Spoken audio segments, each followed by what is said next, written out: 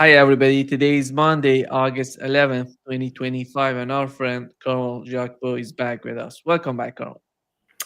Hi, everybody. Hi to everybody, and thank you for having me back in your show. Thank you. Yeah, I think what's going on right now between the United States and Russia in the aftermath of that meeting between I think it's so much important to understand what has happened during the meeting between Steve Witkoff and the Russian president, because we learned from the Russian officials that they have been the United States went there with a proposal which was acceptable for Russians. Nobody knows what was that. And on the other hand, you don't see the United States, the Trump administration is that much informed about what the realities of on the ground in Ukraine. And by the way, putting all these sort of, the confusion on the part of the United States, the way that they're talking about the conflict, the reality of the conflict. And on the other hand, Russia knows exactly what's going on. They're trying to communicate that with the United States. But even after more than 6 months, you don't see any sort of sign that Donald Trump himself, he's going to negotiate with Putin in Alaska, in Alaska. And what does he want from this meeting? Does he know what's going on? Can he reach some sort of agreement, substantial agreement with Russia? These are huge questions in the mind of those people who are thinking about the meeting. And here is what the NATO Secretary General said about the meeting between the two presidents. Is, of course, as you know, among some critics, that in this conference room in Alaska, we're going to see a 1938 moment where, in an attempt to immediately halt a war, the groundwork is laid for an even bigger conflict because of concessions that are made. Are you comfortable with Ukraine being excluded from these negotiations on Friday? What will happen on Friday is testing Putin by President Trump.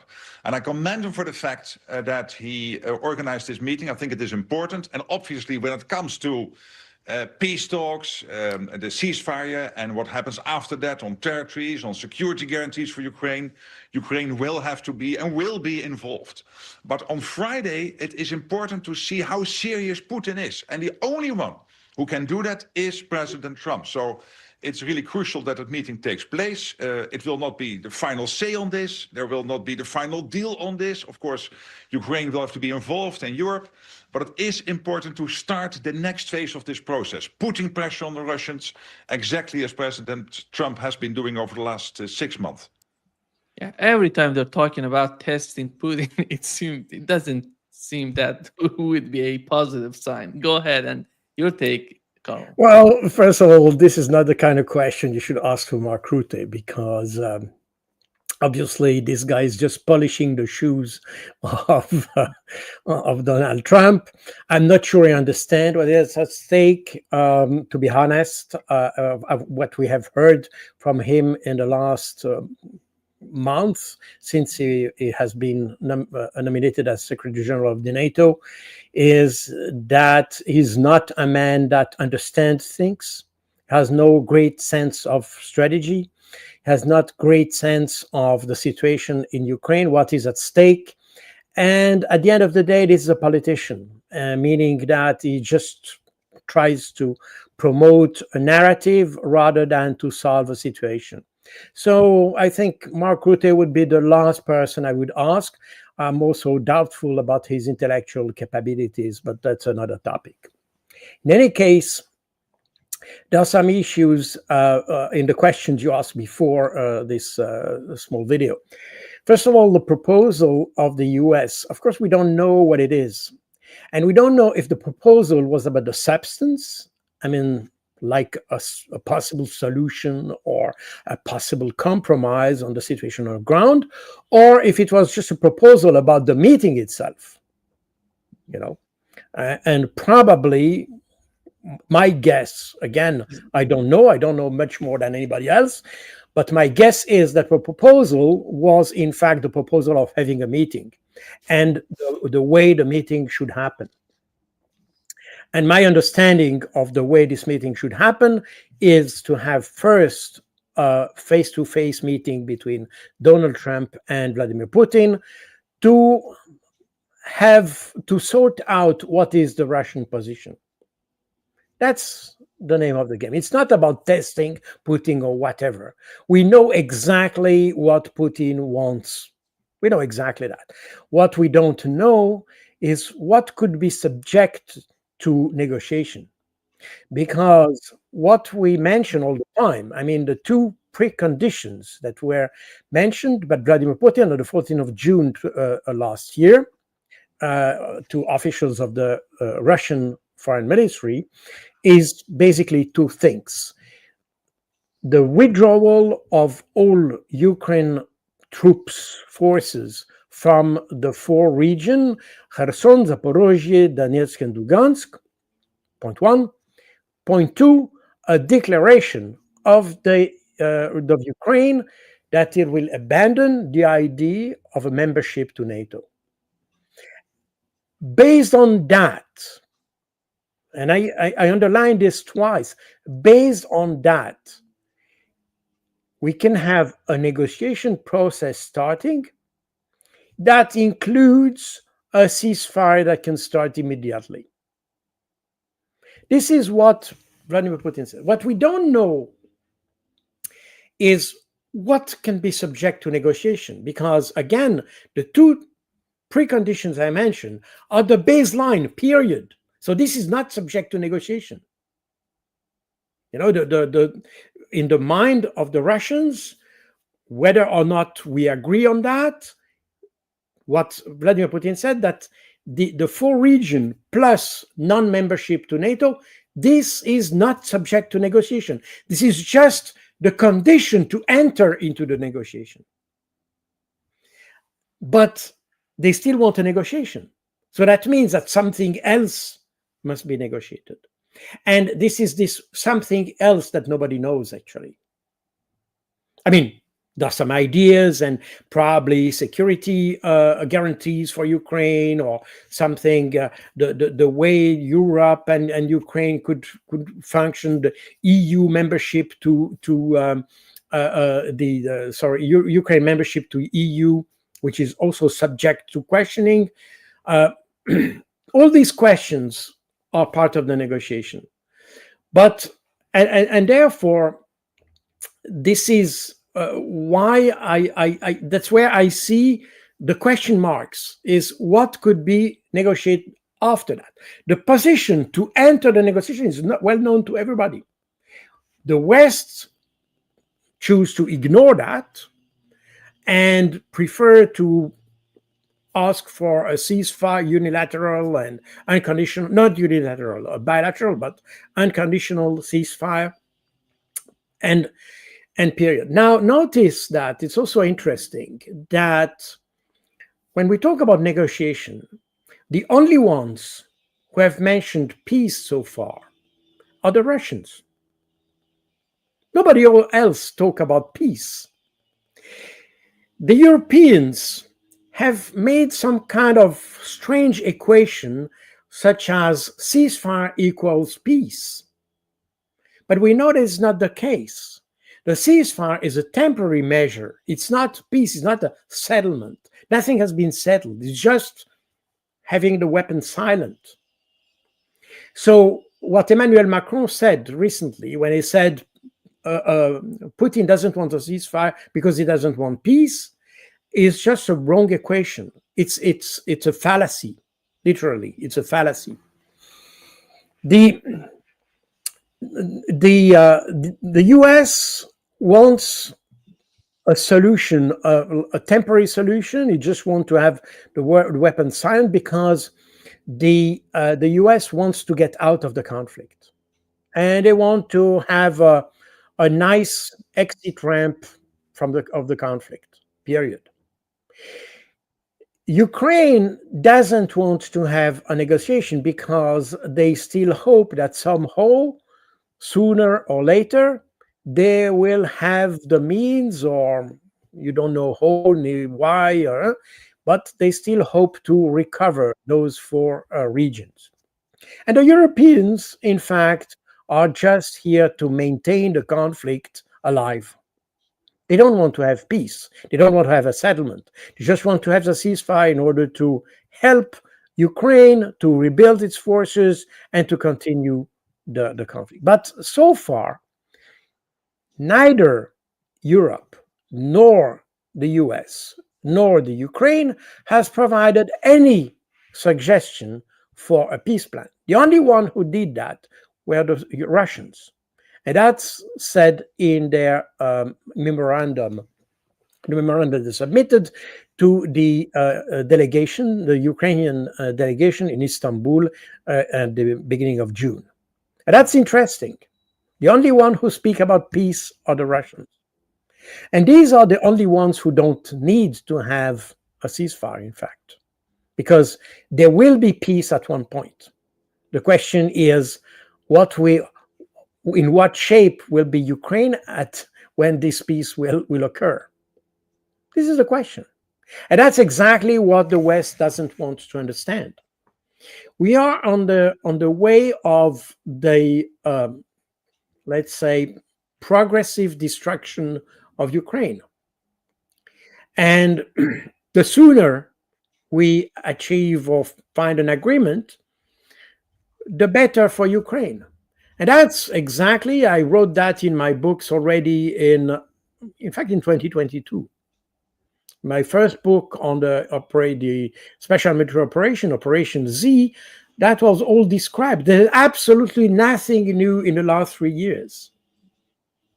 The only difference is that we see that the Russian army is moving ahead progressively on the ground. This is the only difference. The difference are between my book and what the situation today is a few hundred kilometers, square kilometers, I mean. That's the only difference. But everything could be anticipated at that point. Problem is that the West still hopes that somehow, by some kind of miracle, Russia would collapse. And therefore, that's why we are in all these sanction packages. And, the first one should have destroyed Russia. And now we are in the 19th one. So, okay.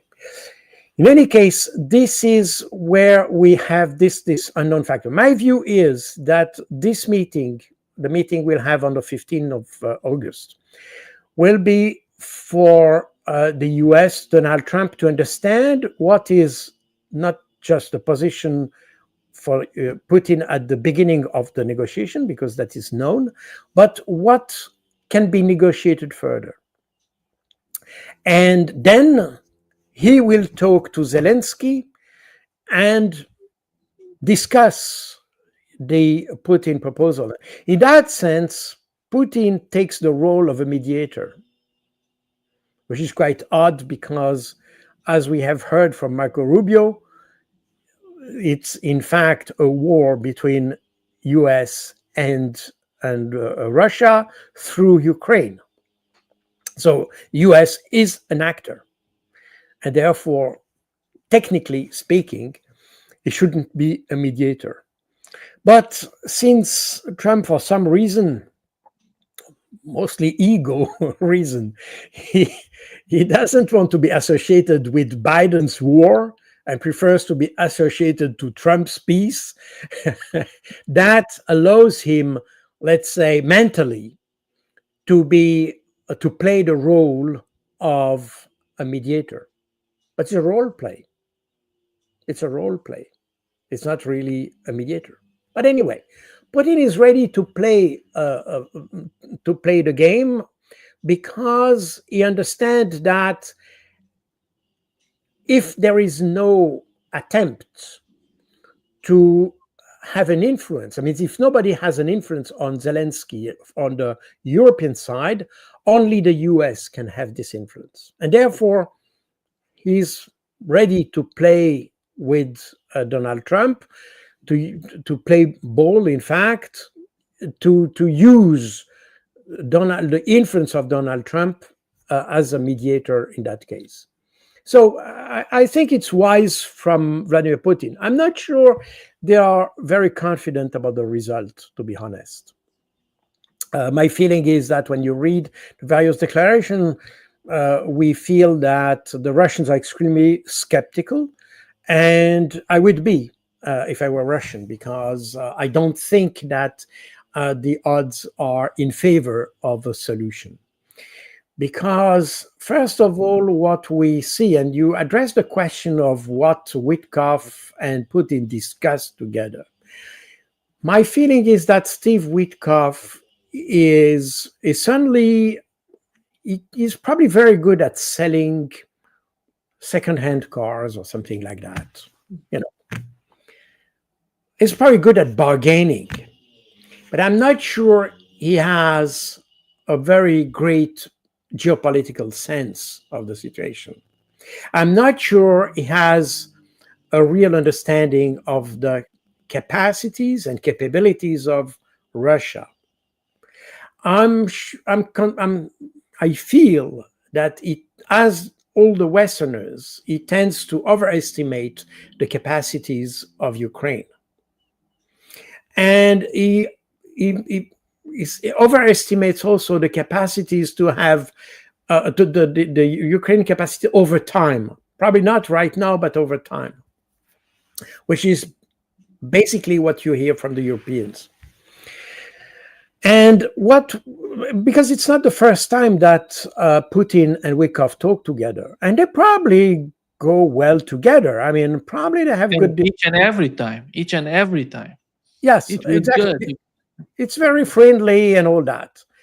But whether Witkoff comes with the right message, it seems to me, it's not just last week, but also the weeks before, I had the feeling that he didn't understand what is that. Because we have seen that despite all the meetings he had so far with Vladimir Putin, the US kept coming back with Keith Kellogg plan. And in essence, what you hear from Donald Trump is somehow an adaptation or a softened version of the Keith Kellogg plan, meaning freezing the conflict and discuss the issue of NATO later. They haven't grasped the importance from Russia to have the NATO issue. And again, the NATO issue is also poorly understood by those who support Russia as well. It's not just the matter of discussing the NATO expansion. It's more specific than this. What the Russians expect is a statement that Ukraine will not be member of NATO. And if you read the proposals that were submitted by Russia on the 17th of December 2021, just 1 month or the 2 months before the start of the special military operation, these two proposals, one was addressed to the NATO General Secretary, the other one was addressed to the US. But the substance of this proposal was, in fact, to clearly say that Ukraine will not be member of NATO. And why this? And why did it happen on the 17th of December? That's very important to understand. We discussed many times, I mentioned that many times, that on the 18th of March 2019, Alexei Arestovich, the former advisor to Zelensky, made an interview, or gave an interview on the Ukrainian TV channel Apostrophe.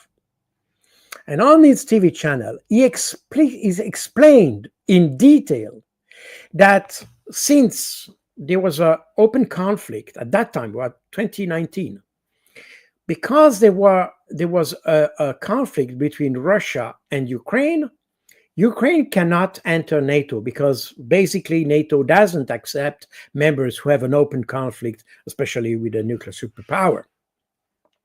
As a result, the totally foolish idea the Ukrainians came about were that having a war against Russia and destroying Russia through sanctions, that's the important thing, through the sanctions by the Western community, the European Union, and making the Russian government to collapse, and therefore making Russia to defeat Russia, then that would make Russia no longer a barrier for Ukraine to enter NATO. And therefore, what we have seen at the beginning of 2022, that Ukraine started an operation against the Donbass, knowing that Russia would intervene, as Russia did in Georgia in 28. That was the pretext, or the condition to impose those shock and awe sanctions against Russia and make the Russia collapsing economically, politically, and all that. That includes the isolation of Russia diplomatically, politically, therefore all the initiatives in the UN General Assembly and all that, all had one purpose: to isolate Russia and to make Russia unable to sustain a conflict and therefore to collapse. That was the idea. And therefore, yes, NATO expansion at the end of the day is a problem, but more specifically, what is a concern for Russia is Ukraine being part of NATO. And if we had said to Ukraine very clearly, no, you will not be member to NATO, then Ukraine would have not started this operation, and therefore wouldn't have triggered the Russian reaction, and this conflict wouldn't have happened.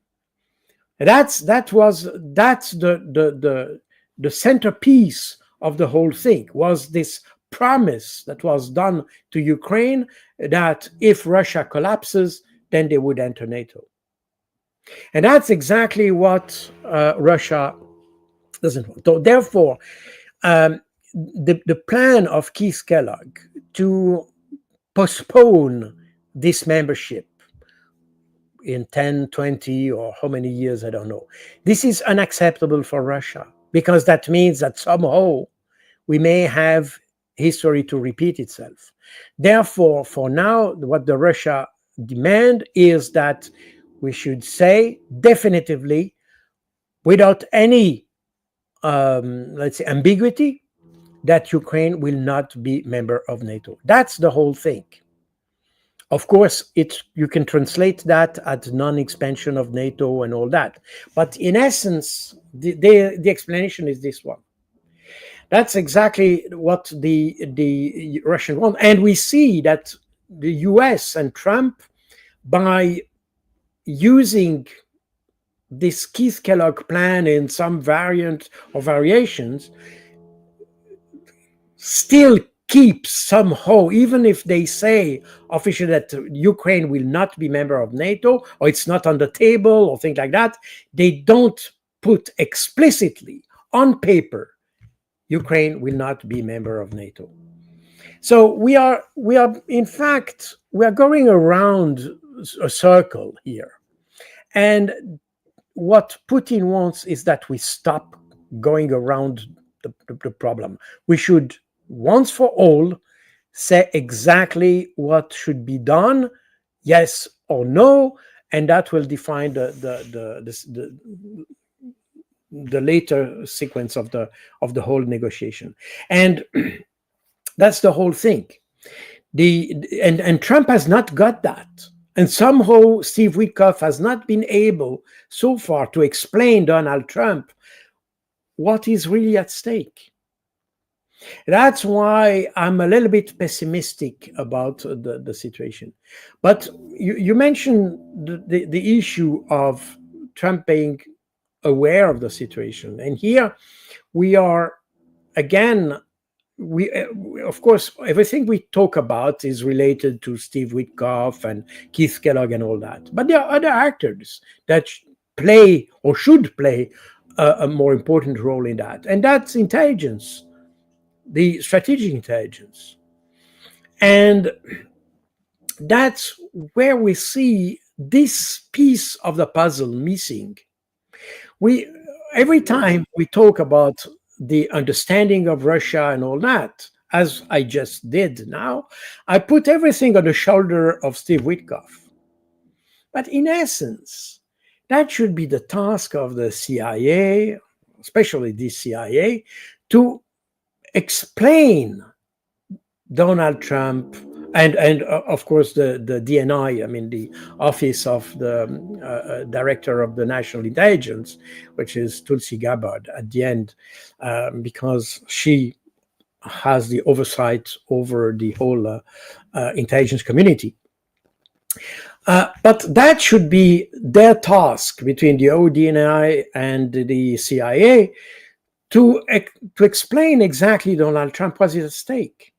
And here we see that it's somehow missing, at least in my view. Again, I'm not in the White House. I don't know all the reports Donald Trump receives.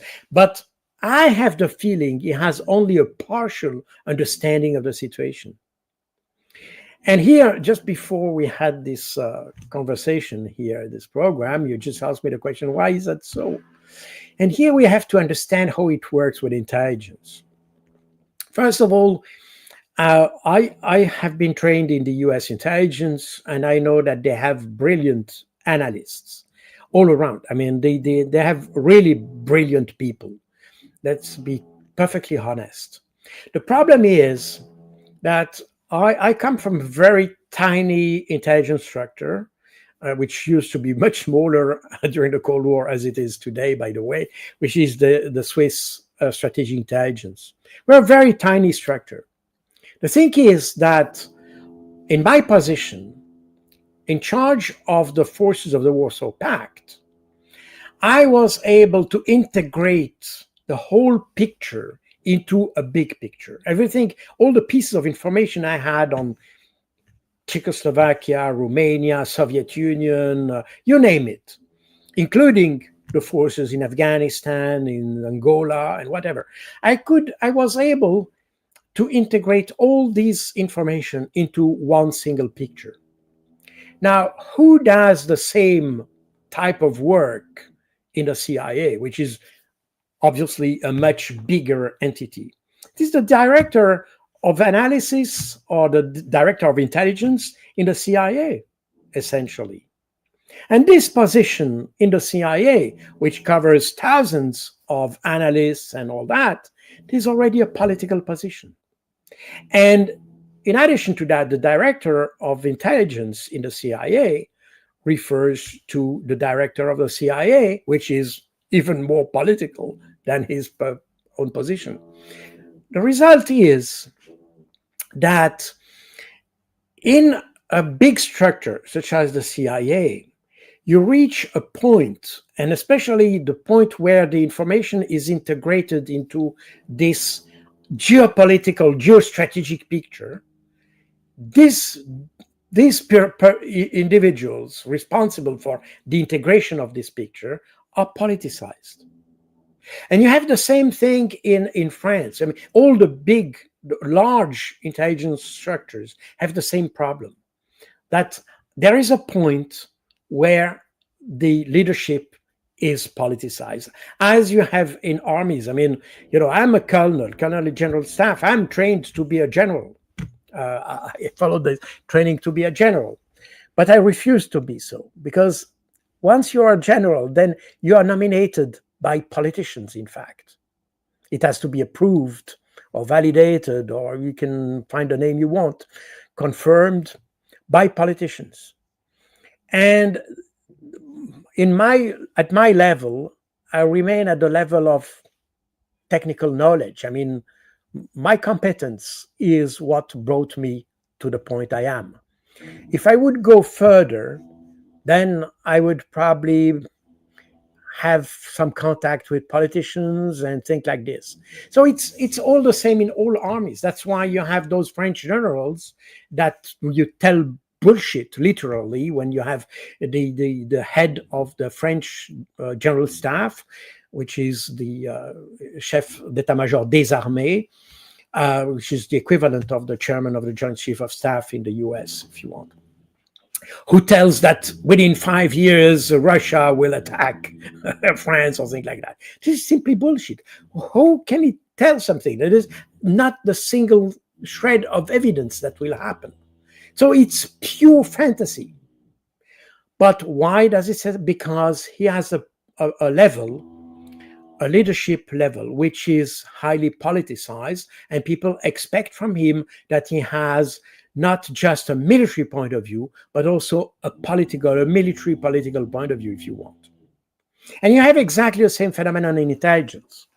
My personal view is that intelligence should be totally apolitical, I mean, no political, because if you are the head of logistics in the armed forces or things like that, you depend on national resources, industry, whatever, railways or communication networks. You have a foot in the domestic politics and things like this somehow, or economics. And therefore you need to have an understanding of local politics. When you present the situation in a country, a foreign country like Russia or China, you cannot afford to be a politician there. You have to provide the right picture. Otherwise, you may overestimate or underestimate the capacities or capabilities of your enemy.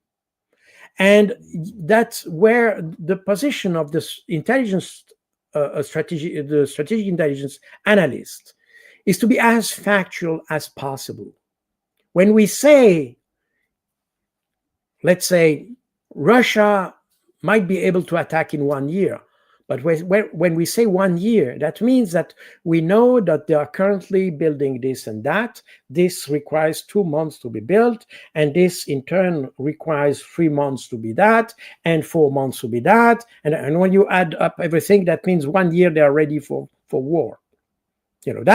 But it's based on the indication. It's not just a guesswork.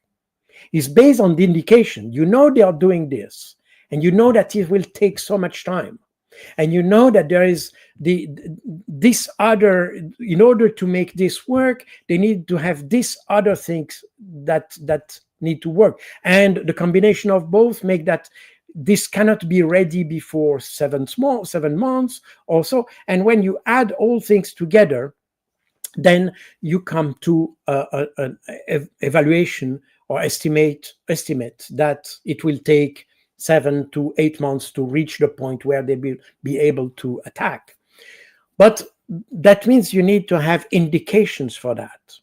All the academic or intelligence estimate is based on indications. It's not a fantasy. Fantasy as academics, you can have also assessment and things, but you can allow yourself to have fantasies. You can make options and you can develop things. You may also have options when you are in strategic intelligence, but these options are based on indication, because you have indication that they are working on this program, but also this other program. And therefore, there are different programming competition. You don't know exactly which one will be the first, and there the end point will be either 1 year or 2 years. But everything is based on indication, not fantasy. It's not my feeling. It's not my opinion. It's because we calculated that in order to produce a Oreshnik missile, you need so many months and so many weeks and so many days. And if you add up everything, then you come to this point, and then you can not even say that the Russians will be able to attack, but you can say that they will have a full-fledged Oreshnik fleet by 2000, blah, blah, blah, and things like this. So, meaning that the intelligence work is not a guesswork. And a lot of people, which by the way are extremely wise, and I follow a lot of channels of YouTube with analysts which are excellent, by the way, and they provide a good interpretation of things and all that. And some are more factual than others, and they are probably the most interesting ones. But when you go into the intelligence work, you do probably a similar work, but you try to have more indication, more facts to support your estimate than we usually do on a YouTube channel, for instance. And you will have not just indications, but you will try to confirm this indication through different sources and all that. So at the end of the day, the intelligence organization, if it works properly, should have a correct picture of what the Russians want. And this has been clearly said. So I'm always very surprised to see how weak is the Western interpretation of what Russia wants or doesn't want. And again, the problem is not whether or not you like Vladimir Putin or whether or not you like Vladimir Putin. The thing is that he wants this, and he is in a position to enforce what he wants. That's the key. Therefore, you can say, well, Putin is this or that, and the reality on the ground is that he is in a position to enforce what he wants to have. And therefore, you have, even if you don't agree with that, you have to integrate in your calculus what they want to achieve. And this is simply a fact. You cannot avoid this. It's exactly as if you have a tank in front of you, you can say it doesn't exist. You can say that. But the fact of the matter is that it exists and is ready to fire at you. So, and this picture, this accurate picture, is viewed, especially in Europe, as like a treason, because no, Vladimir Putin cannot win. He cannot do that, and he doesn't. No, he has to lose, and therefore we cannot accept the fact that he wants the four. No, regardless of what you think, he wants to keep those four regions, and that's should the base for the discussion. It's not to find a solution with, say, well, to freeze and all that. No, the base of the discussion that he wants this. Period. Then if you have to negotiate something, and that's exactly what I explained at the beginning of this our discussion, that what he wants and the baseline to enter the negotiation is the baseline, period. What if you want to negotiate, if you want to have something, to gain something, then that comes in the phase after the start of negotiation. That means once Putin has got his four region, and once Ukraine has declared it will abandon the idea of being a NATO member. Once this is put, then you put this aside, and all the negotiation can be applied on other topics of this. I mean, they can be obviously connected, like security guarantees for Ukraine, for instance, and things like this. But the way you want to do that needs to be consistent with the reality, with the facts.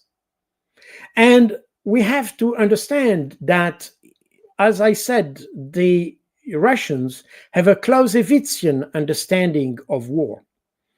Meaning that, as I said, the war is continuation of politics with other means. Point one.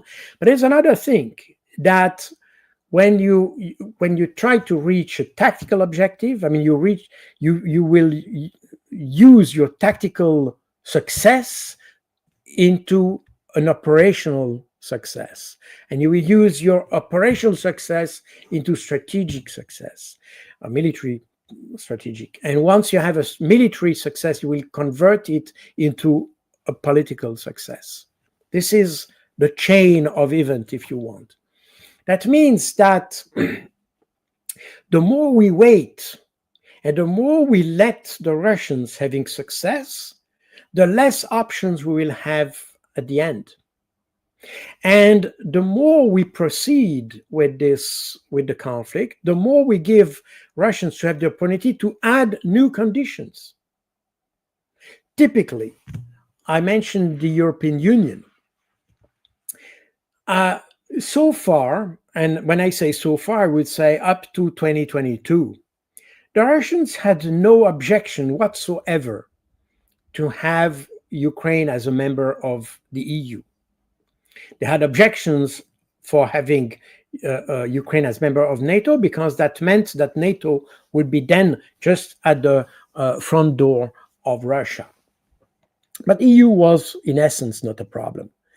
The problem that in the meantime, Ursula von der Leyen, because she doesn't understand this, because she doesn't understand the Russians, because she doesn't understand the way the Russians understand war, she decided to militarize the EU and to have this rearm Europe and spend so many millions to reconstruct it and so on and so forth to create a second NATO. And that's exactly what Sergei Lavrov said in, if I'm not wrong, in April 2023, when he said that EU is becoming a smaller NATO. And therefore, the more we go, the more time goes, the more the Russians are reluctant to allow Ukraine to enter another military organization under the name of EU. Would EU remain an economic organization? Would be no problem for Russia, because it would probably make sense, probably not for the taxpayers in Europe, but it would make some sense to have EU to help the reconstruction of Ukraine. But if EU double as a military organization, then Russia will say, well, we'll not swap NATO for EU, because then we are back to square one. We are facing the same problem. Instead of having troops with the NATO flag, we have troops with the EU flag, which is the same kind of problem, since you have the same troops you say the same countries, essentially, less probably the United States, but you also have nuclear states. And you have not even that, but you also have nuclear states that are ready to use nuclear weapons against Russia. Remember what Macron said? Remember what the UK said? Remember what Liz Truss said, that they were ready, she was ready to start a global annihilation to fight Russia.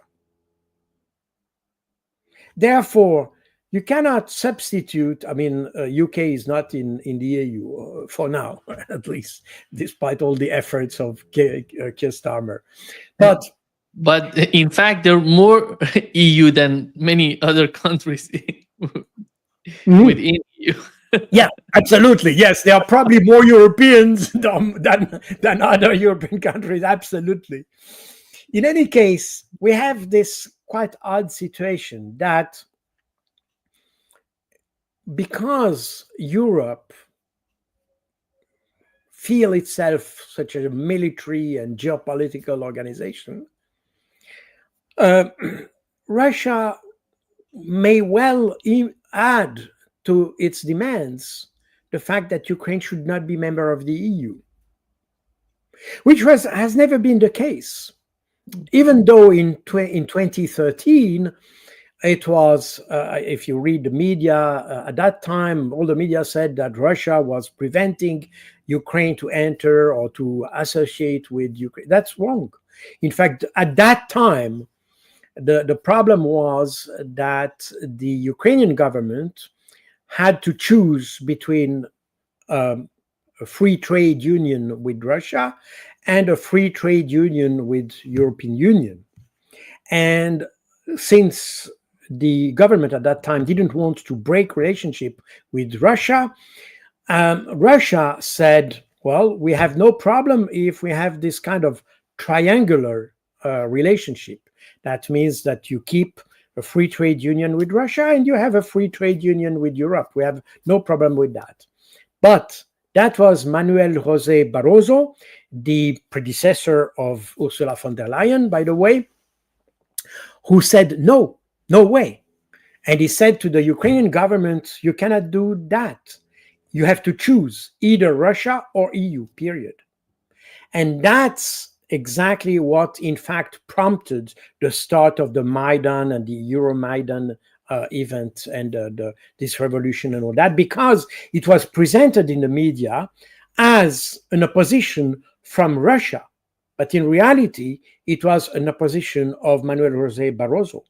And I know someone who was part of the negotiation team with Ukraine at that time, and he perfectly confirmed what you had in some media at the time, by the way.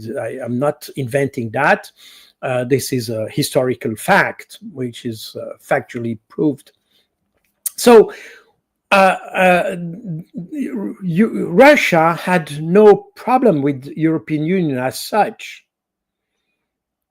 But now, because European Union wants to become a military structure, Russia will probably make every effort to prevent that, to prevent the Ukraine joining EU. Now, EU is led by idiots. I think there is barely another more polite term for that, because Europe, and we see, it's interesting that after the announcement of the meeting in Alaska for the 15th of August,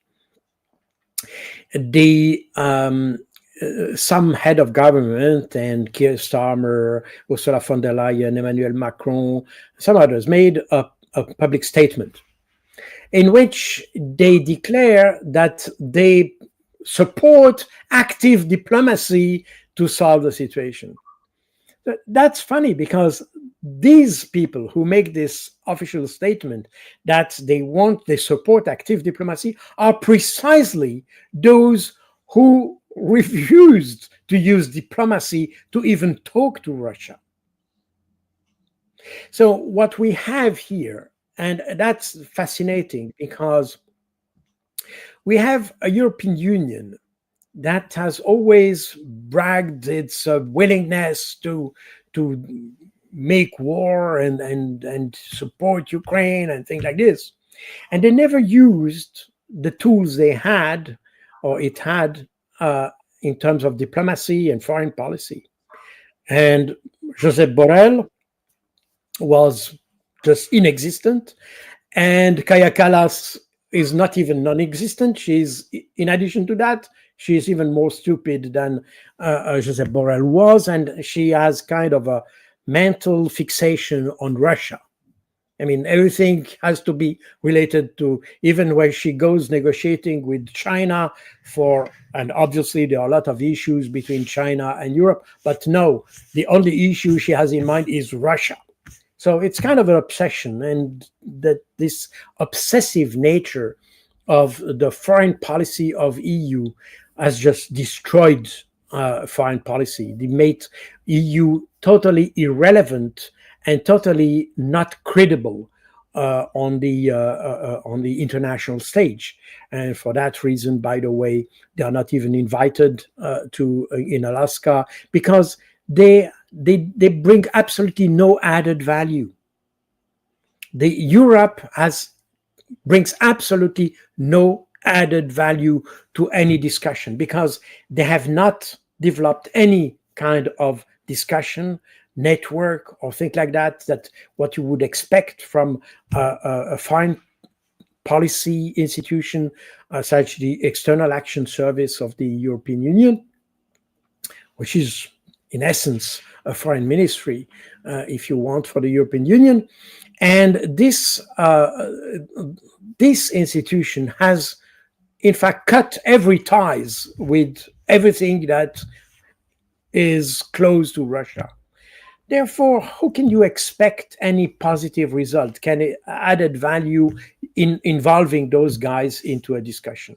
Therefore, you see that European Union, as seen from Russia, has absolutely no value. It's just a troublemaker because it wants to be active militarily.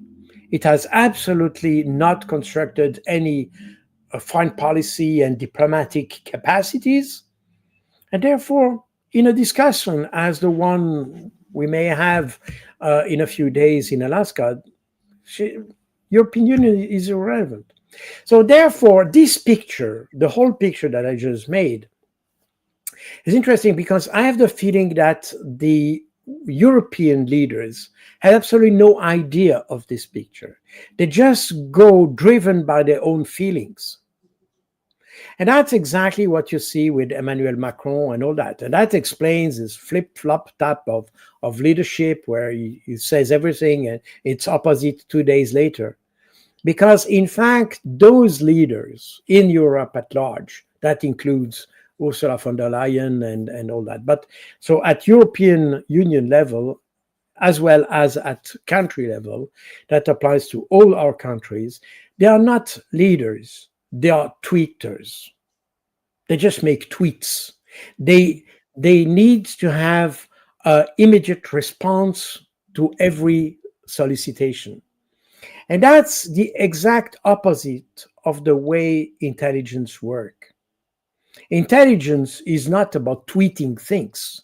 Intelligence is about gathering information, analyzing this information, provide assessments, options based on the facts you have, and all that takes time. You need to have some distance, you need to have an overview on things, especially when it comes to strategic issues such as Ukraine. And that's exactly the opposite of the guys who respond just by tweeting, because he has no distance with the event. He has a very strong reaction. I mean, Donald Trump exemplifies this type of leadership. And that explains also why he's flip-flopping also. And he goes two steps forward, 3 steps backwards, and so on and so forth. You never know exactly where you stand. And that's exactly what is the weakness of the US today. Because, I mean, we are not addressing the economic side, but this is a key aspect of the economic weakness of the US today, despite the very high and big potential of the country.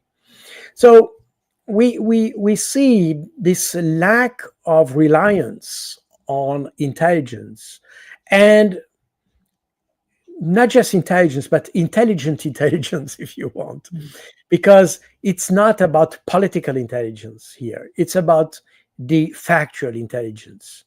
Because everything I say, and you know, some people say when they read my books, they say, well, you predicted everything. No, I didn't predict things.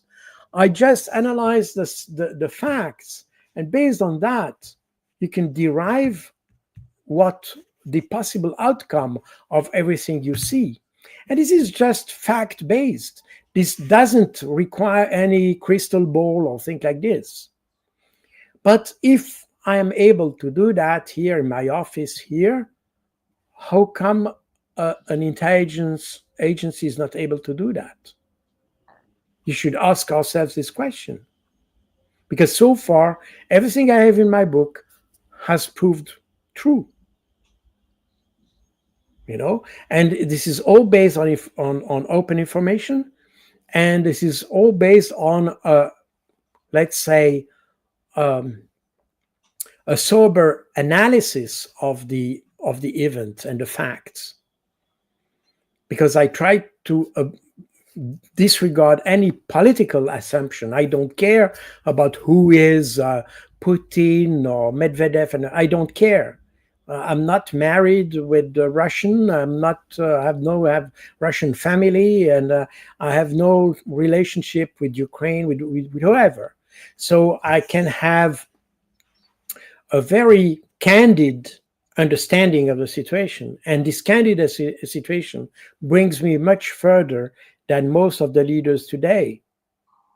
And the problem is, again, it's not about agreeing with Putin or whoever, but when you plan to have a meeting, when you plan to have a policy, when you plan to have a strategy, to define objectives and all that, you need to understand the facts.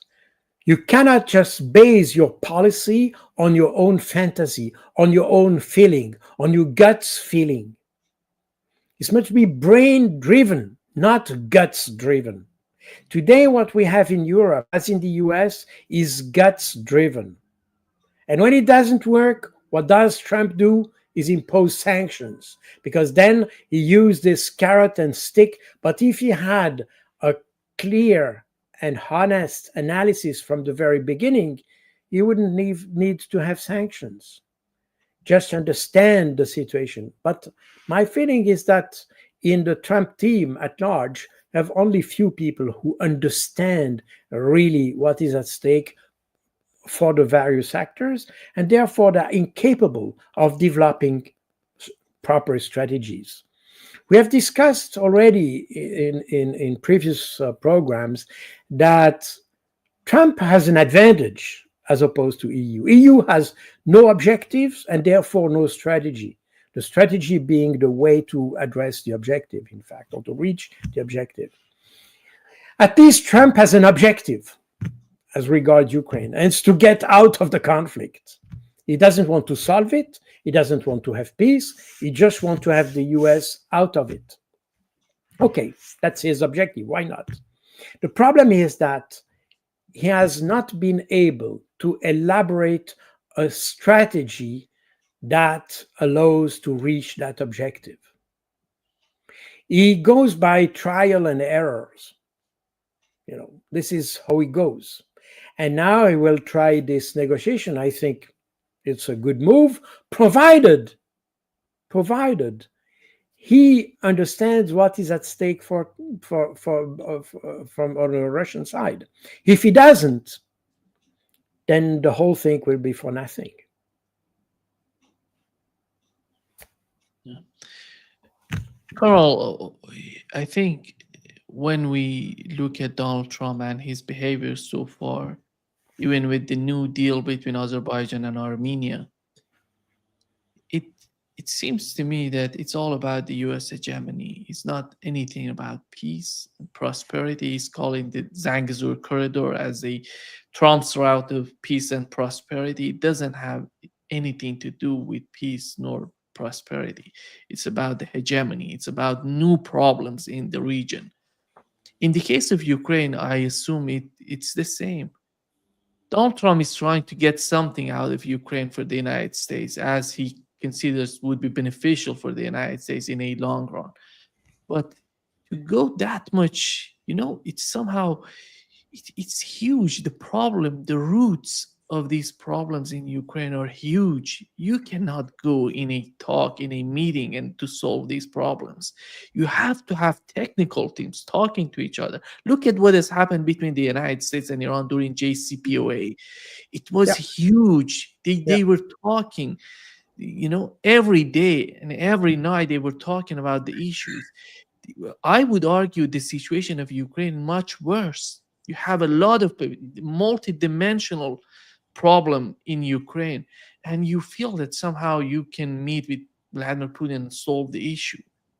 It's somehow amazing to me that you cannot be that much naive to believe that. Well, yes and no. In fact, there are two aspects in your question. First of all, the US is not and has never been a humanitarian organization. Therefore, the President of the United States, regardless of who he is, he has to deal for the sake of the US national interest. And it's legitimate to do so. He was elected for that, after all. What you could complain about is the fact that in Europe, none of those leaders are acting in favor of their national interest. They're all working towards the US national interest. So that would be the question. So therefore, we can certainly complain about the ultimate aim of the discussion in Congo, in Azerbaijan, Armenia, and other places. We can argue on that. But I would not personally condemn the fact that the US president works for the US interest. The problem is that it's the way he does it. And here, look at the way the team of Trump is composed of. Instead of having people with seasoned diplomat and people used to foreign policy and things like this, what do you have? Instead, you have people who are more familiar with PR and trade. You don't have people. But this is not a team, Carl. This is the problem. I don't Well, see it. no. Okay. I agree. It comes into addition that there is no unity in that, and that comes into no surprise there, because if you remember the first mandate of Trump, that was the same thing. He changed his state secretary several times, the head of the CIA several times, and the defense the defense secretary as well. So meaning that it's a constant movement, and obviously having this kind of teamwork. I mean, it's not even teamwork, but working that way doesn't bring any consistency, intellectual, long-term, strategic consistency. You cannot achieve that. And this is the same this time. Again, this is the way he works. He deals exactly as a New York businessman does. He is a man of opportunities, take opportunities, decides very quickly, and it works or it fails. Doesn't matter. If there's something fails, there is something else to do, and things like this. This is exactly as he would run his business in New York City. And it's exactly how you figure out a businessman in New York works. Jumping from opportunity to opportunity, and that's it. But no real long-term plan. Besides the fact of being rich, there is no real strategy behind this. There's a succession of tactical operations, if you want, or tactical actions. And that's exactly the way he works, the way he performs. The problem is that you cannot run, in my view, you cannot run a country as you would run your business in New York City. That's my personal view, even if I'm not an experience in running a country, neither to run business in New York City. But that's my own representation of that. The thing is that beyond this, we have people who are not, we see that we have people who are not seasoned negotiators. They're probably good to discuss a deal for buying a building or things like that, maybe. But they are not able to address the complexity of the interests in international context.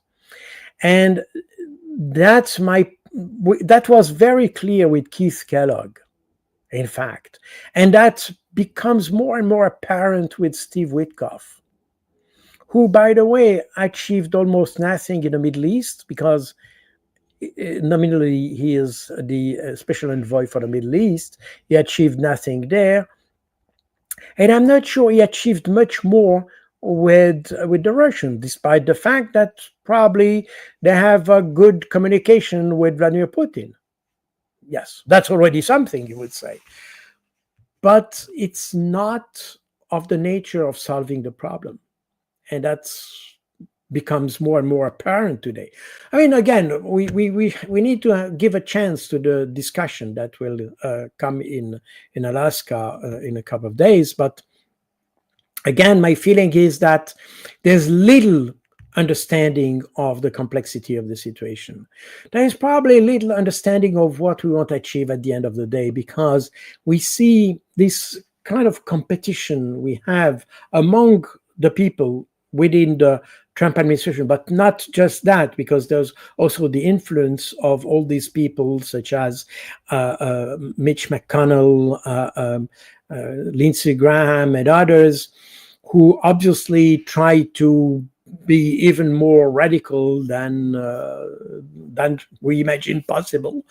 And you have this competition whether the US should address first China or first Russia, and all this debate is not totally clarified in my view. And that explains also why you don't know exactly where to put priorities. And this kind of mess with tariffs and sanctions that you apply here and there, and you have tariffs for economic purposes, I mean protectionist purposes, you have tariffs applied for policy purposes, such as in Brazil, because you like Bolsonaro, you don't like President the Brazilian Lula. president. Exactly. And therefore you apply tariffs because you don't want him to do so. And so this is totally messy in the approach. And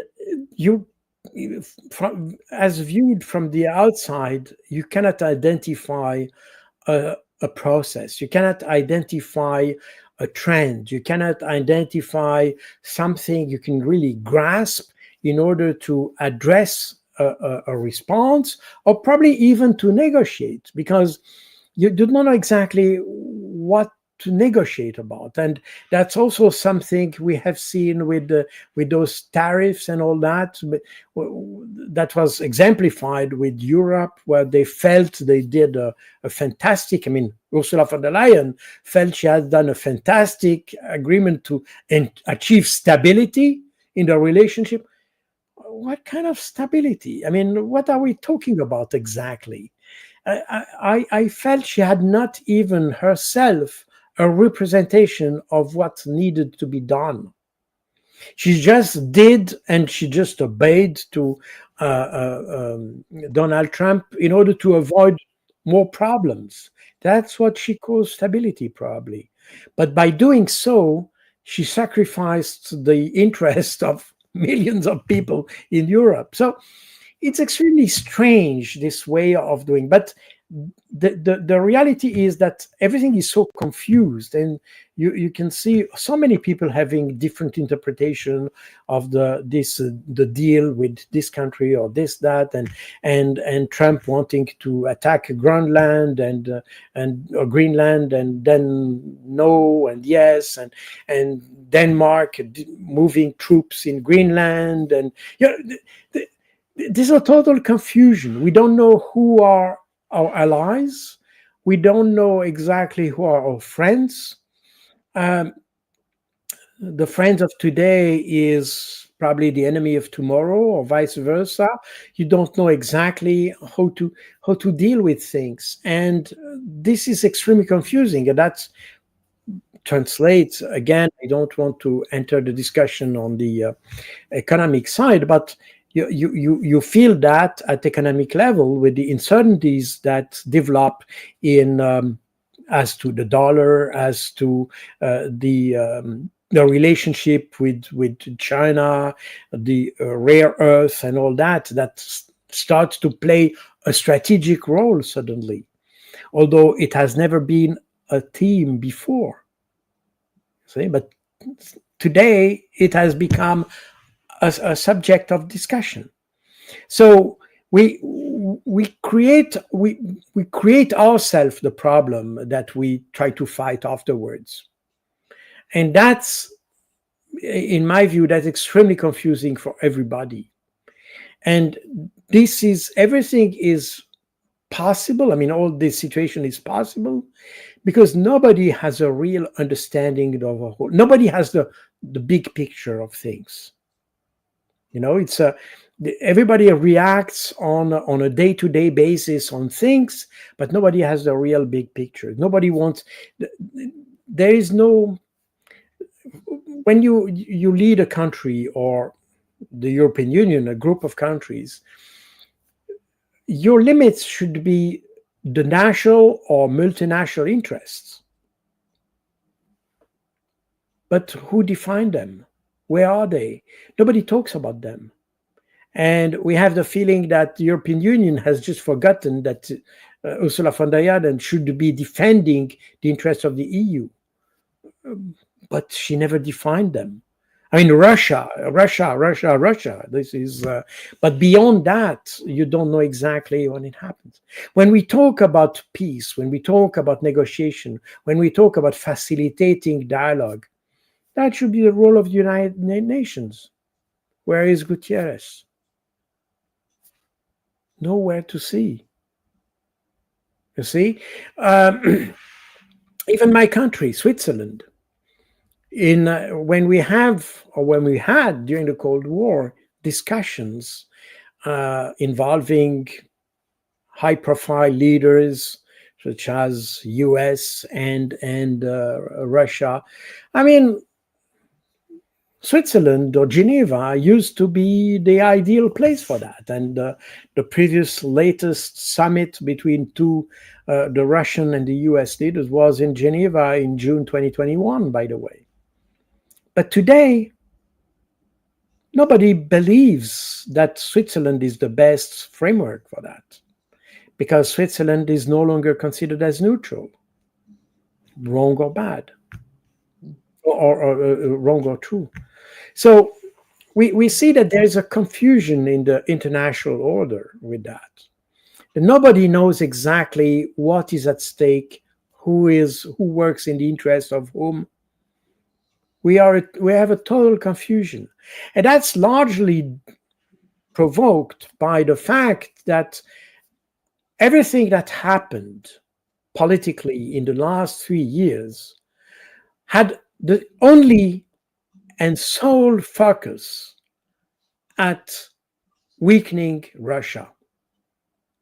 It was not about defending or protecting its own national interest, which resulted in the opposite, by the way. Sorry? Which has led to the opposite. Exactly. Yes, exactly. It has led exactly to the opposite. They have no trust. I mean, the European Union, you have countries that some countries are mentioning the fact that they might leave. And now, as you rightly said before, the UK seems to be the most European country of the EU. So it's totally confusing because nobody, in fact, works for its national interests. They are just working. The only common aim, if I can put it that way, is weakening Russia, even at the expense of sacrificing its own national interests, its national economy, jobs, you name it. And that's exactly the problem we face. We have, in fact, leaders who have lost the objective of what they were elected for. And therefore, we are in a total confusion. That will take years to recover a sound and sane situation, because because everything we talk here is not just words and discussion, peace, not peace, and all that. It has also implications. Because when we say not peace, that means you develop your let's say, military-industrial complex, let's say. Per se, it's not a bad thing to develop the military-industrial complex. The problem is that, again, we develop this MIC at the expense of other development that would be more necessary to have. We have the employment is sinking everywhere. We are losing the know-how of things. We are sacrificing the knowledge because even our education system don't work. You see China on the opposite produce every thousands, tens of thousands of engineers and so-called STEM graduates. Whereas in Europe, we see exactly the opposite. I mean, we are still developing STEM, but with the capacities are much lower than they used to be.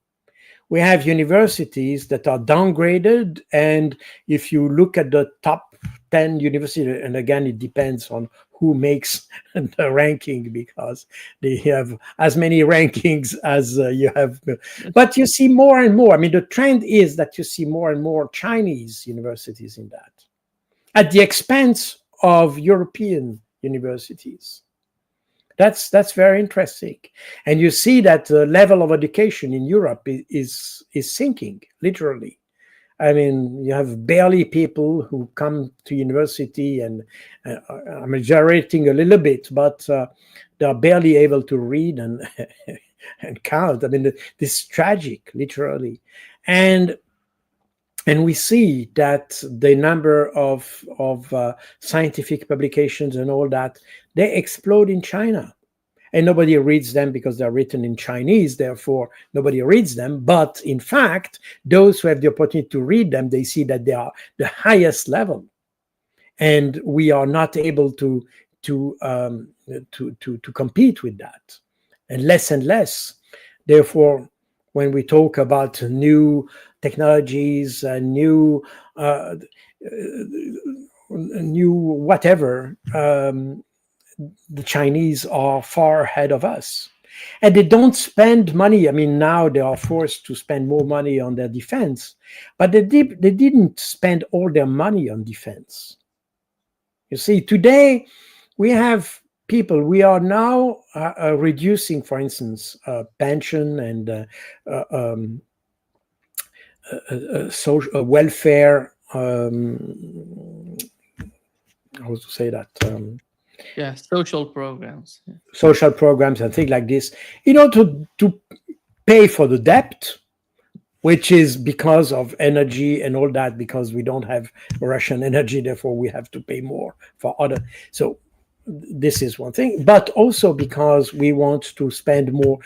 France, for instance, reduces its social contribution for people, but doubles its defense budget, because in 5 years, France might be the primary target of Russia. So we see that beyond everything we see today, the evolution, this affects long-term priorities. This affects the way you manage your own population. And you base your judgment on gut feeling, literally, because you don't like the Russians, so they must be the threat in 5 years.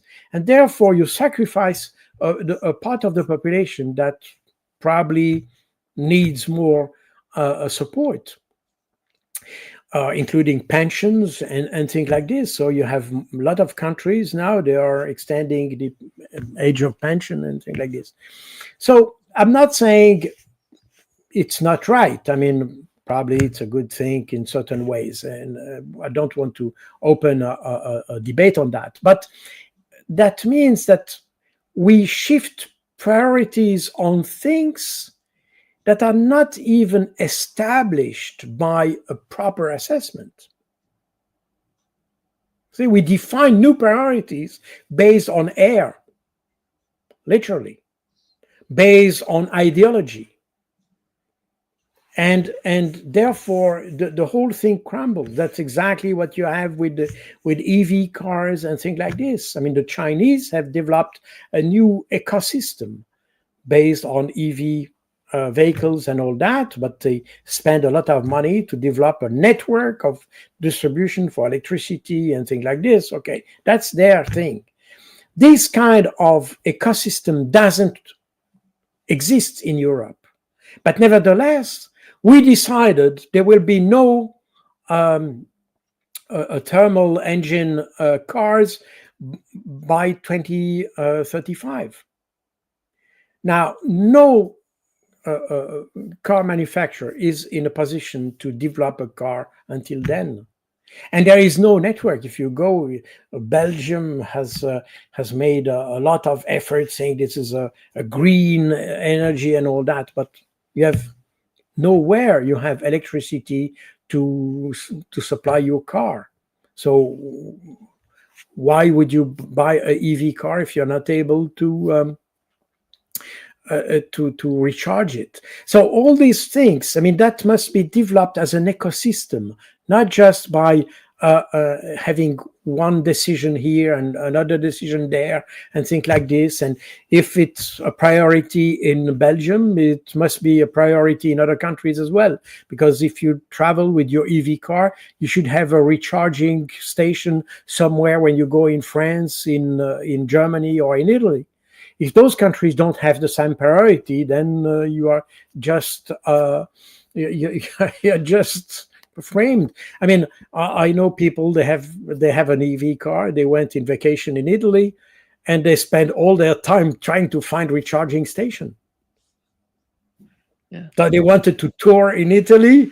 In fact, instead of visiting all these the wealth of architectural fantastic buildings and things like that you have in Italy and scenery and all that, no, they spend all their time trying to find a recharging station.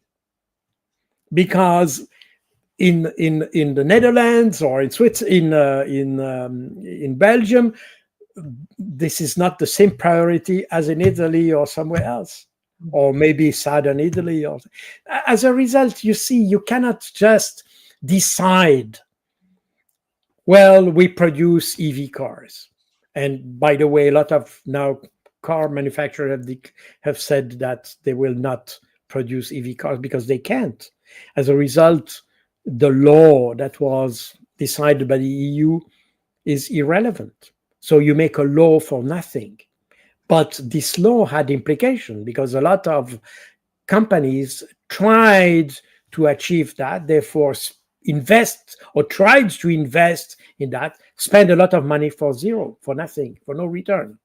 So we see that this way of dealing with things, not having the big picture, but addressing issues based on a very tactical understanding of things, cannot work.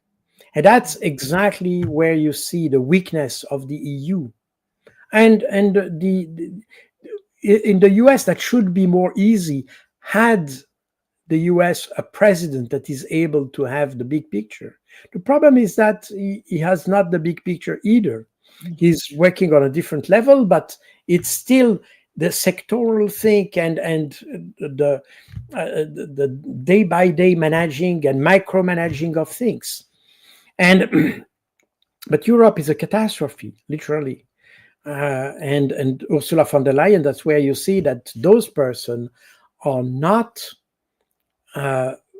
tailored, are not prepared, are not suited for the kind of job they have. They don't have, I mean, Ursula von der Leyen is well known that she had not been a defense minister extremely effective in Germany. That's why they promoted to the European Union, and they tried to get rid of her by promoting her in the European Commission. Now she's extremely proud because she's an ambitious and over-ambitious person, but there is nothing behind this. This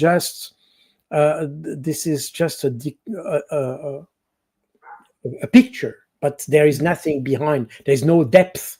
There's a very shallow person, in fact. And she speaks like the German. When they don't know things, they speak very decisively, like a very strong tone and all that, and they speak like this. But that hides inherent weaknesses, inherent inability to cope with problems, inherent inability to understand problems. And we see that she's a person which is not intellectually not up to the task. Definitely not. Exactly. I think we're running out of time here, Carl. Thank you so much for being with us today. Great pleasure, as always. That was my pleasure. Thank you very much. Thank you.